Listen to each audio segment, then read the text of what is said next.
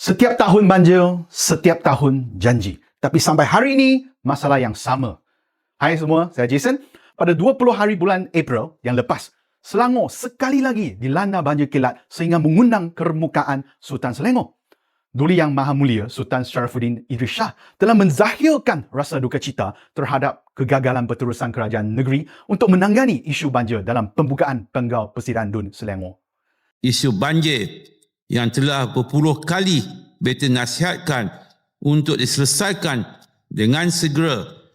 Beta pernah menasihatkan agar pihak kerajaan negeri merujuk kepada pakar-pakar dari negara luar, terutamanya negara Netherlands, bagi mendapatkan idea terbaik di dalam mengatasi masalah banjir di negeri Selangor.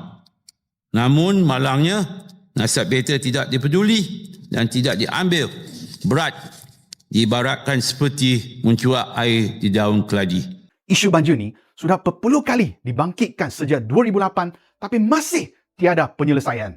Persoalannya sekarang bukan tiada duit. Belanjawan 2025 sebanyak 34.27 juta untuk projek tembakan banjir di Sungai Kelang, Sungai Langat, Sungai Selangor serta lembangan Sungai Buloh, Sungai Bernam dan Sungai Kapal Besar. Tambah lagi 2.07 juta kepada Jabatan Pengairan dan Saliran Negeri Selangor untuk pembangunan sistem saluran bersepadu dan komprehensif. Semua ni bukan jumlah kecil tau. Tapi hasil mana? Apakah status kesemua projek ni? Kalau sudah, kenapa masih banjir teruk? Kalau belum siap, kenapa lambat? Siapa kena bertanggungjawab? Dan paling penting, kenapa nasihat Sultan pun tak diambil serius?